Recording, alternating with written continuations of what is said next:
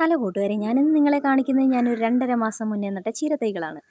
ഞാൻ ജോലിയൊക്കെ നിർത്തി നാട്ടിലേക്ക് വന്നപ്പം മനസ്സിന് കുളിർമയുള്ള എന്തെങ്കിലും ചെയ്യണമെന്ന് വിചാരിച്ച് ഞാൻ പറമ്പെല്ലാം ഒന്ന് വൃത്തിയാക്കിയിട്ട് ചേച്ചിയൊക്കെ പോയി കുറച്ച് ചീരത്തൈയൊക്കെ വാങ്ങിച്ചുകൊണ്ട് വന്ന് അവിടെ ഇവിടെയൊക്കെ ഇങ്ങനെ കുഴിച്ചു വെച്ചു. 2.5 മാസത്തിന് ശേഷം അതുങ്ങളെല്ലാം വളർന്ന് നല്ല രസമാണ് കാണാൻ കേട്ടോ. ഇന്ന് ഞങ്ങൾ അച്ഛനും അമ്മയൊക്കെ വന്നിട്ടുണ്ട്.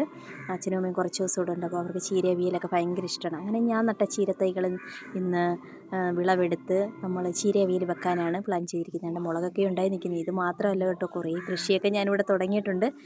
നമുക്ക് ഈസിയായിട്ട് ചെയ്യാൻ പറ്റും കേട്ടോ. ഞാൻ ഭയങ്കര മടിച്ചായിരുന്നു ഇതൊക്കെ ചെയ്യാൻ. പക്ഷേ ഇതൊക്കെ ഒന്ന് ചെയ്തപ്പോൾ എന്താ മനസ്സിനൊരു സുഖമെന്നറിയോ. വൈകിട്ടും രാവിലെയൊക്കെ ഇതിനൊക്കെ വെള്ളം ഒഴിക്കുമ്പോഴും ഇതിങ്ങനെ വളർന്നു നിൽക്കുന്ന കാണുമ്പോഴും ഒക്കെ ഭയങ്കര സന്തോഷമാണ്. നിങ്ങൾക്കും നിങ്ങളുടെ വീട്ടുമുറ്റത്തും പറമ്പിലും ഒക്കെ ഇങ്ങനെ നമുക്ക് വീട്ടിലേക്ക് വേണ്ട പച്ചക്കറികളെല്ലാം നടാം കേട്ടോ. വളരെ വേഗം ഇതൊക്കെ വിളവെടുക്കാൻ നമുക്ക് പറ്റും.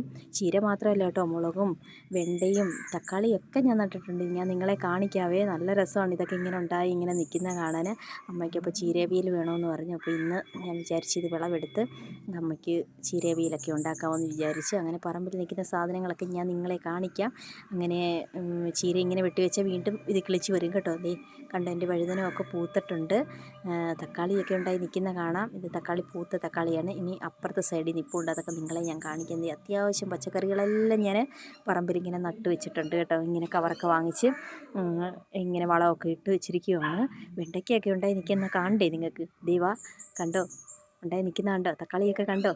എന്താ രസമല്ലേ ഇതിങ്ങനെ കണ്ടുകൊണ്ടിരിക്കാൻ. ഭയങ്കര രസമാണ്. നമ്മുടെ പറമ്പിൽ തന്നെ നമുക്ക് വീട്ടിലേക്ക് വേണ്ട എല്ലാ പച്ചക്കറികളും ഞാൻ നട്ട് വളർത്തിയിട്ടുണ്ട്. പിന്നെ വാഴയും കപ്പയും ഒക്കെ നട്ടിട്ടുണ്ട് കേട്ടോ. ഇനി തങ്കുവിന് അവിയലുണ്ടാക്കാനുള്ള സാധനങ്ങൾ പറമ്പിൽ നിന്ന് തന്നെ കുറച്ചൊക്കെ കിട്ടിയിട്ടുണ്ട്. ഇനി തങ്കുവിനൊരു ഓമയ്ക്കയും കൂടി ഒന്ന് ഇട്ട് കൊടുത്തു കഴിഞ്ഞാൽ ഇന്നത്തെ അവിയൽ തങ്കു അവിടെ ഇരുന്ന് അരിഞ്ഞ് എല്ലാം റെഡിയാക്കിക്കോളും.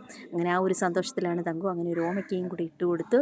അങ്ങനെ അവിയലെല്ലാം അവിടെ ഇരുന്ന് അരിഞ്ഞ് ഞങ്ങളിന്ന് ചീര അവിയലാണ് വെക്കുന്നത്. ചീരവിയൽ നല്ല ടേസ്റ്റാണ് കേട്ടോ. അപ്പം നിങ്ങളും ഇതുപോലൊക്കെ കൃഷിയൊക്കെ ചെയ്ത് ഒരു സാധനങ്ങളൊക്കെ ഉണ്ടാക്കുമോ? അപ്പോൾ okay, bye bye guys, thank you.